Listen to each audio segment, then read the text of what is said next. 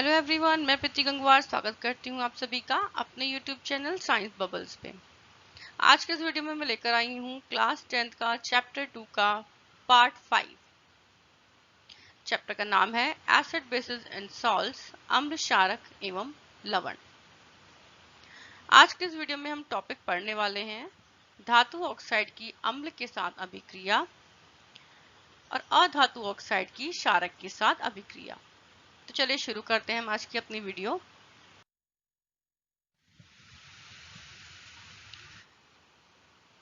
Reaction of acids with metal oxide, अम्ल की धात्विक ऑक्साइडों के साथ अभिक्रिया। मान लीजिए आपने एक धात्विक ऑक्साइड लिया है और इसे अम्ल के साथ में अभिक्रिया कराने के लिए छोड़ दिया। जब इन दोनों की आपस में अभिक्रिया होती है तो ये देते हैं लवण प्लस जल। एक उदाहरण से समझ लेते हैं। मान लीजिए धात्विक ऑक्साइड है हमारे पास में कैल्शियम ऑक्साइड, किसी भी धातु का ऑक्साइड हम इसमें ले सकते हैं। इसे हमने रिएक्ट करवाया है, अभिक्रिया इसकी करवाई है हमने हाइड्रोक्लोरिक एसिड के साथ में। इसके बाद इन्होंने दिया है कैल्शियम क्लोराइड प्लस H2O यानी कि जल। कैल्शियम क्लोराइड की वजह से विलयन का रंग नीला हो जाता है। धात्विक ऑक्साइड की प्रवृत्ति क्षारीय होती है क्योंकि अम्ल के साथ अभिक्रिया करने पर ये लवण व जल देते हैं। हमने पढ़ा था अम्ल के साथ में अभिक्रिया करने पर लवण और जल कौन देते हैं? क्षारक देते हैं।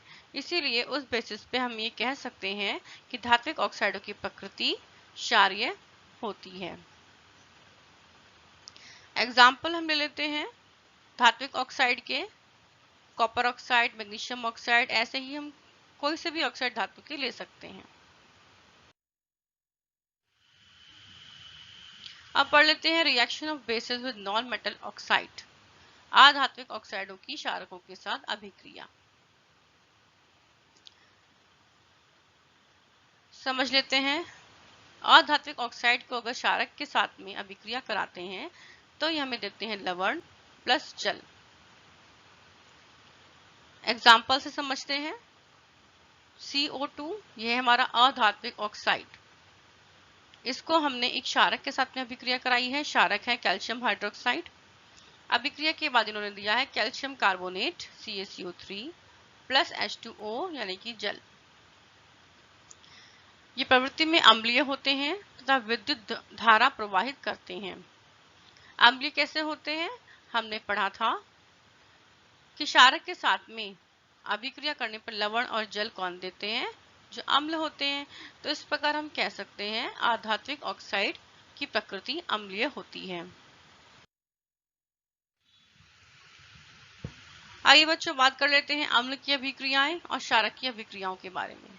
इन दोनों को मैंने एक टेबल फॉर्म में अरेंज करके आपके सामने लिखा है जिससे कि आपको अच्छे से समझ में आए। एक तरफ मैंने अम्ल की अभिक्रिया लिखी है और दूसरी साइड मैंने क्षारक की अभिक्रिया लिखी है। चलिए शुरू करते हैं point wise. Point number 1, point number क्या कह रहा है? अगर अम्ल की अभिक्रिया हम कराते हैं धातु के साथ में, मैंने प्लस धातु लिखा है, इसका मतलब ये है कि अगर अम्ल की अभिक्रिया धातु के साथ में कराते हैं तो ये हमें क्या देते हैं?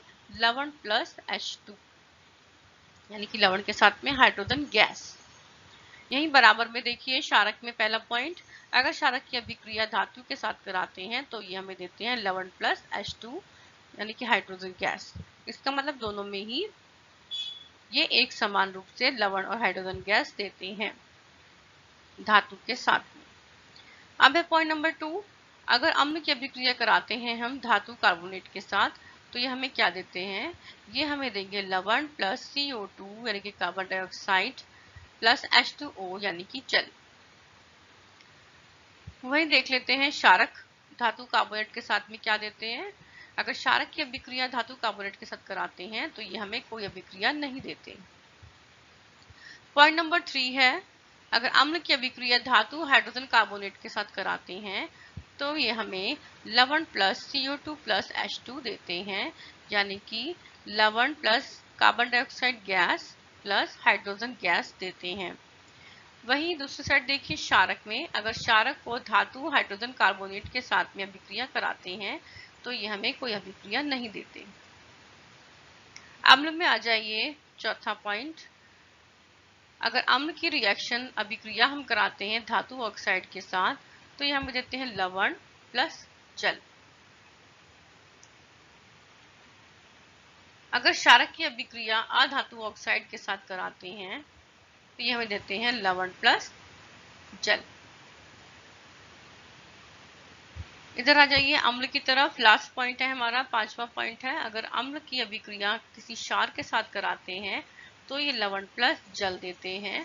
और क्षारक में अगर क्षारक की अभिक्रिया किसी अम्ल के साथ कराते हैं तब भी ये हमें लवण प्लस जल देते हैं।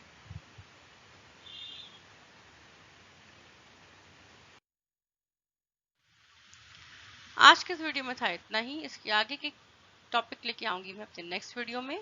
तब तक के लिए बने रहिए मेरे चैनल के साथ। Subscribe it, like it and share it. नमस्कार, जय हिंद।